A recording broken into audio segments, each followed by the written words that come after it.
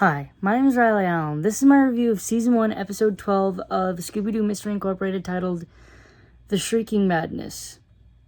We start off with this guy who's a fan of the writer Harlan Ellison, kind of berating people who are fans of this person named Hatecraft, who I can only assume is just like a reference to Lovecraft. Anyway, the Ellison fan gets attacked by this monster. Then we cut to the gang, all separately being dropped off at Darrow College, or Darrow University, for different reasons. They're all still kind of, broken up.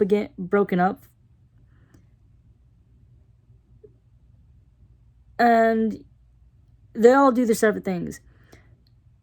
Velma's, here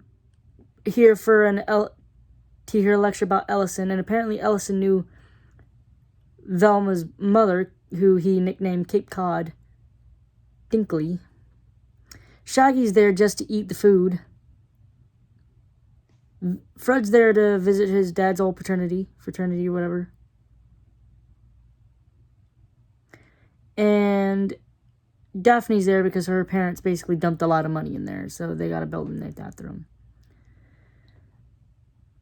During the Ellison's, lecture, a fan of Hatecraft came out and started questioning him, And Ellison was kind of a bit of a jerk. Just a little bit.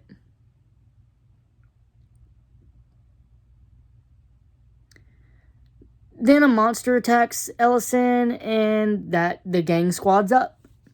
They find out that the monster is basically based on Chargar Gothicon from Hatecraft's book. So they go to Hatecraft and basically spy on his ass. Or not spy on him. He spies on them. Gets another attack, and he finally admits to all his, fans in the lecture hall that he made up all the monsters, which are like, no fucking shit. Although, you know what? Honestly, I'm saying that from a real world perspective, but in the real world, we don't have a talking dog, so I mean, who knows? Maybe Chargar Gothicon is real. Just not this one. We get into, of course, the classic chase around, and it turns out that the fan, who just so happened to also be Hatecraft's assistant, Howard Roberts, was the monster. And he was attacking Hatecraft because he was mad, basically his hero, whatever. I don't know why he's attacking him. So what, the monsters are fake? You still enjoy the book. Just enjoy the book. I don't know. Anyways, we we freed the guy from earlier in the episode at the beginning, so, there's that. By the end of it, Hatecraft and Ellison decide to, kind of work on a book together, putting aside their differences to agree that fans ain't shit. The episode ends with the Mystery Gang going back to the machine and getting a gift from Mystery. It is the stolen archives from the Darrow. It's the stolen things from the Darrow archives that we heard about earlier. A news report said that things were stolen from the Darrow archives.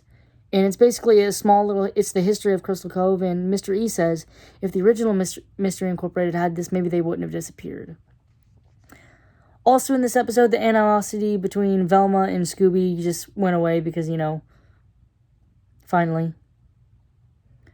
I'm going to give this episode a 7 out of 10. I enjoyed this a bit more than the last one.